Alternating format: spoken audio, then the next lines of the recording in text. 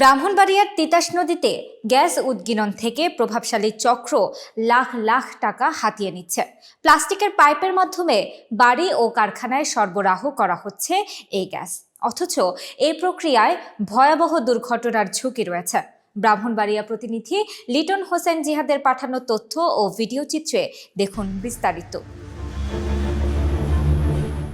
প্রায় ১.৫ দশক ধরে তিতাস নদীতে উৎগীরণ হওয়া এই গ্যাস ব্যবহার করছেন স্থানীয়রা।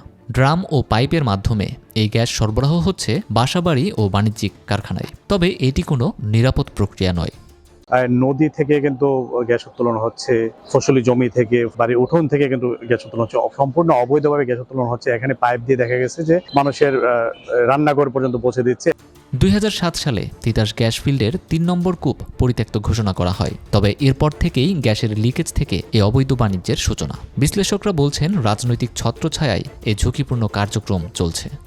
এখানে বড় একটি সিন্ডিকেট এখানে কাজ করছে, রাজনৈতিক আশ্রয় প্রশ্রয়ে কিন্তু অবৈধভাবে এখানে গ্যাস উত্তোলন হচ্ছে।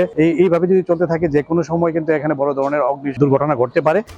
এদিকে এই গ্যাস ব্যবহারে চাপ নিয়ন্ত্রণের ব্যবস্থা নেই। এটি মারাত্মক বিপদের কারণ হতে পারে বলে মনে করছেন সংশ্লিষ্টরা।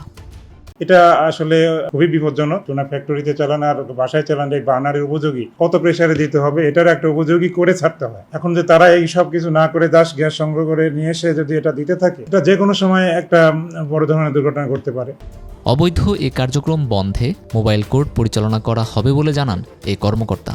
যে ধরনের অবৈধ কাজগুলো করা হয়, এগুলো যদি মোবাইল কোর্টের আওতাভুক্ত হয়, তাহলে অবশ্যই আমরা সেই ক্ষেত্রে মোবাইল কোর্ট করে থাকি। আমরা আসলে দেখলাম যে খুবই ঝুঁকি নিয়ে এই ধরনের একটা কাজ হয়তো কোনো একটা প্রভাবশালী মহল করছে। তো এই অবৈধ কাজটা যে কোনো প্রভাবশালী মহলই করুক না কেন, আমরা আমাদের প্রয়োজনীয় আইনগত ব্যবস্থা নিব। আমরা হয়তো খুব শিগগিরই এই ক্ষেত্রে মোবাইল কোর্ট পরিচালনা করা হবে।